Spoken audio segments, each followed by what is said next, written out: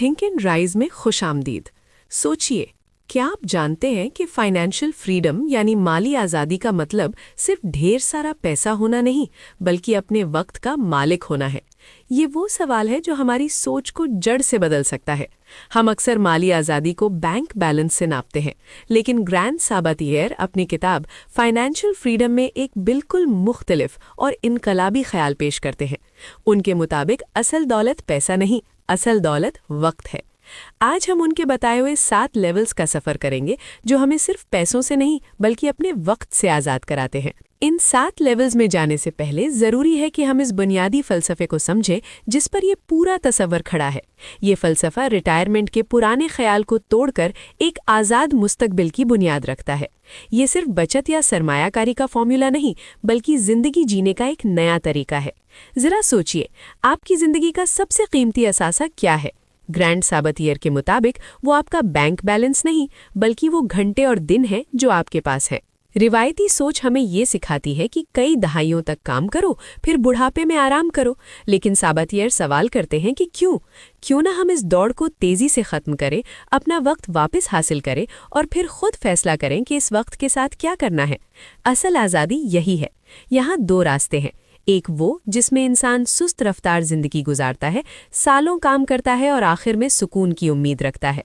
दूसरा रास्ता तेज है, जो कहता है कि वक्त को अहमियत दो, आमदनी बढ़ाओ, तेजी से इन्वेस्ट करो और जल्द आज़ादी हासिल करो।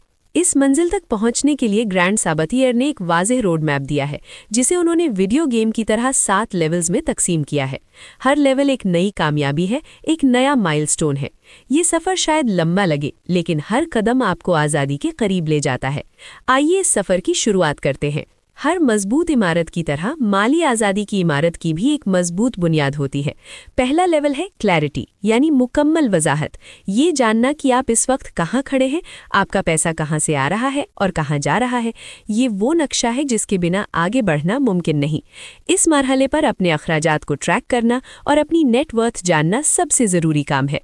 दूसरा लेवल है सेल्फ सफिशिएंसी, यानी खुद कफालत। ये वो मरहला है जब आप अपने तमाम अखराजात खुद उठाने के काबिल हो जाते हैं। अगरचे इस वक्त ज़िंदगी अक्सर पेचेक टू पेचेक चलती है, लेकिन ये माली आज़ादी की तरफ पहला मजबूत कदम होता है। तीसरा लेवल है ब्रीदिंग रूम। यहाँ माली दबाव कम होना शुरू हो जाता है और ज़िंदगी में थोड़ा सुकून वापस आता है।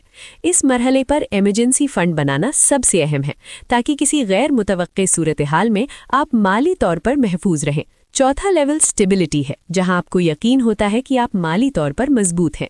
5वां लेवल फ्लेक्सिबिलिटी है, जहां पैसा सिर्फ ज़रूरत नहीं रहता, बल्कि नए मौके पैदा करने वाला एक टूल बन जाता है।